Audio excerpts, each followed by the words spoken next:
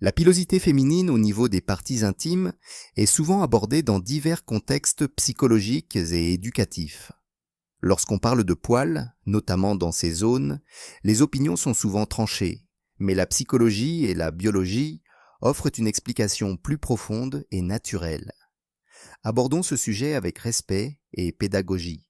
Tout d'abord, la présence de poils dans les parties intimes est tout à fait naturelle. Ils apparaissent à la puberté, suite aux changements hormonaux, en particulier la hausse des œstrogènes chez les femmes.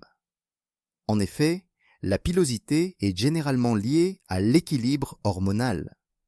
Les femmes dont le taux d'hormones est équilibré peuvent avoir une pilosité plus ou moins importante, et ces variations sont des expressions normales du corps humain. D'un point de vue psychologique, il y a un aspect intéressant.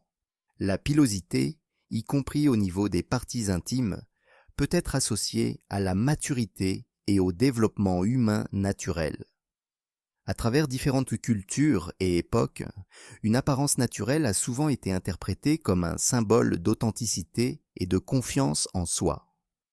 Un autre point essentiel est que l'hygiène ne se définit pas par la présence ou l'absence de poils. Une idée reçue courante est que moins de poils signifie automatiquement une meilleure hygiène. En réalité, l'hygiène dépend des habitudes de soins personnels et non des poils eux-mêmes. Avec de bonnes habitudes d'hygiène et de propreté, les personnes aux poils naturels, comme celles qui s'épilent, peuvent maintenir une excellente hygiène et une bonne santé. Psychologiquement, les préférences en matière de pilosité corporelle sont fortement influencées par les médias, la culture et les expériences individuelles. Les tendances actuelles peuvent promouvoir certains standards de beauté, mais ces standards évoluent avec le temps. Ce qui compte vraiment, c'est la façon dont une personne perçoit son propre corps. La confiance en soi joue un rôle majeur dans l'attirance et l'image de soi. Il existe également une fonction protectrice biologique. Les poils dans les zones intimes contribuent à réduire les frottements, protègent la peau sensible et peuvent servir de barrière contre certains irritants. Scientifiquement, ils ont donc une utilité.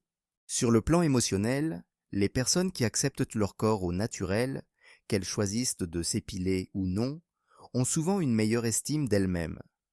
L'acceptation de soi procure un bien-être intérieur, qui se reflète dans le comportement, la communication et même les relations. Il est également important de reconnaître que l'attirance est très subjective. Ce qui plaît à une personne peut être totalement différent pour une autre. Il n'existe pas de critères universels de beauté. Les recherches en psychologie montrent que le lien émotionnel, le respect et la personnalité ont un impact bien plus important sur l'attirance à long terme que des caractéristiques physiques comme la pilosité. En fin de compte, le message principal est simple. Chaque corps est unique et c'est tout à fait normal.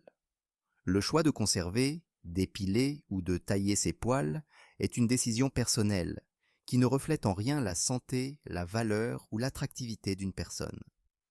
La véritable confiance en soi naît de la compréhension et du respect de son corps, ainsi que des choix qui nous correspondent.